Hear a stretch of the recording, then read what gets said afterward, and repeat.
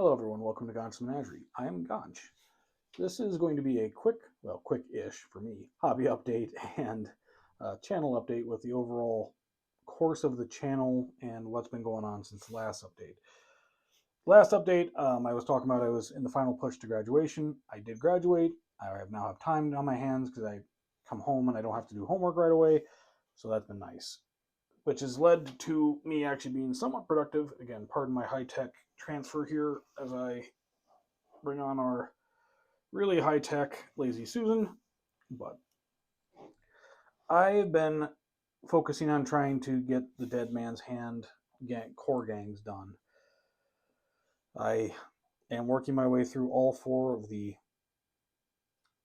base gangs from the core rulebook. These are representations supposed to be my outlaws, and I'm doing mounted and dismounted versions for every one of them. These, of course, are from Great Escape Games, and they painted up really nice, went together really nice. There we go. And I'm pleased with how they turned out. Again, they aren't going to win any awards, but it's perfectly fine. It's perfectly fine.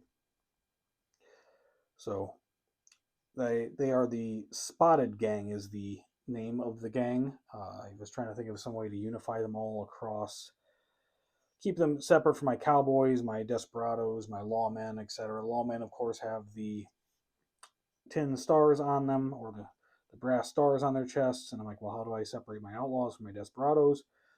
Well, I'll do polka dots, and that's where the Spotted Gang came in. So yeah, they turned out all right. I also paint statuettes. I really like painting 75mm statuettes. And this is I can't remember if I shared this before or not, so I apologize if I have, but this is my barbarian representation for I'm trying to do the 12 core classes from the D&D rulebook. And I think he turned out okay. Okay so far. I never turn out the way I want them to in my head. I don't know if you all have that problem or not, but that worked out. So we're going to go with some minis I've had on the table for the longest time. These guys I picked up at EverCon last year at the vendor hall, which is absolutely dangerous to the wallet. Absolutely dangerous to the wallet. I did get them done. I got the muse inspired to paint them, so I painted up this guy. I don't have a real use for him right now, but I do have 5 leagues from the Borderland. I eventually will hopefully get around to getting a chance to get some gaming in on. So I think these work great for some of the big monsters in that, or just as D&D minis, if I can get my guys in person yet again.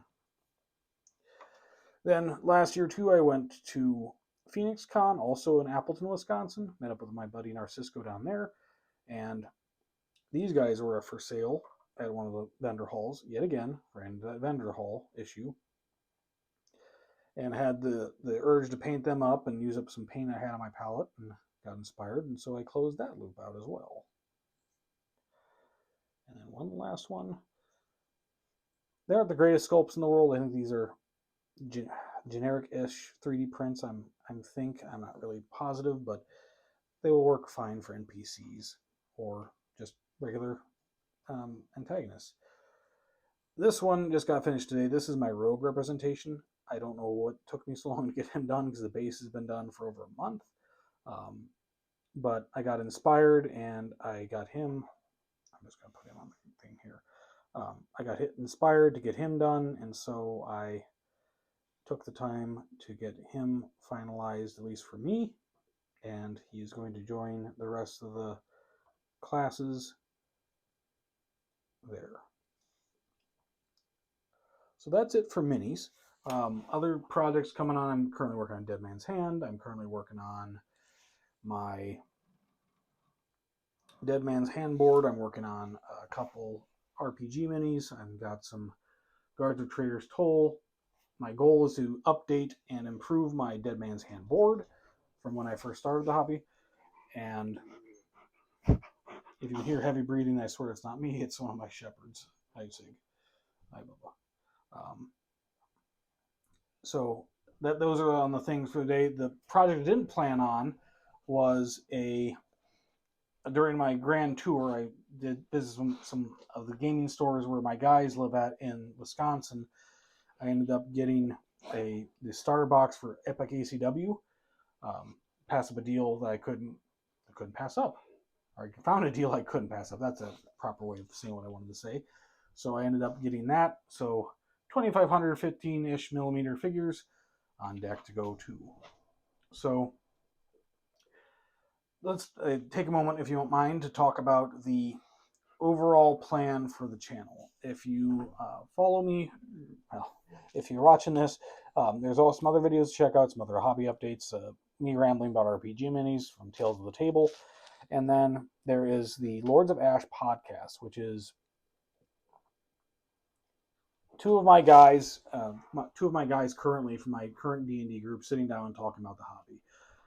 We're kind of in our foundational stage of that, so it's the first episode is me sitting with my guys, asking them questions about how they became players, and the challenges they found and things that help them to stay into the hobby.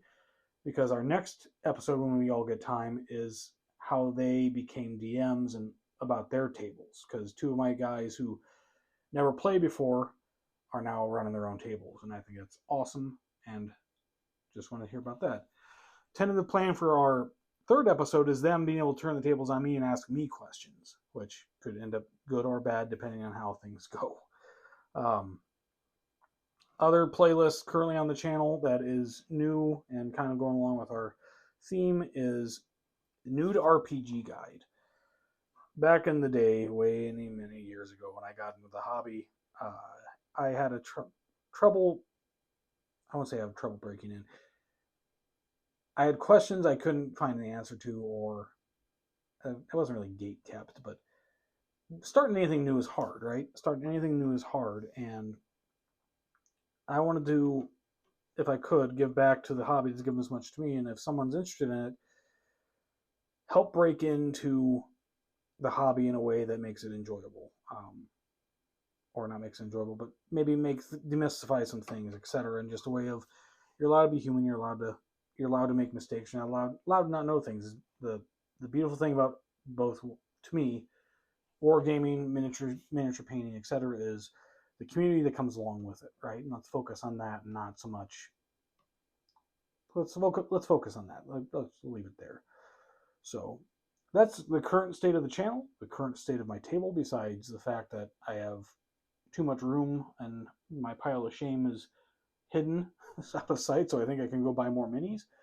But yeah, if you've watched this far, I appreciate you taking the time to join me on my journey, and I hope you're having a very productive start to 2026. As always, I hope your dice roll well and your paint flows smoothly. Thanks for watching. See you next time.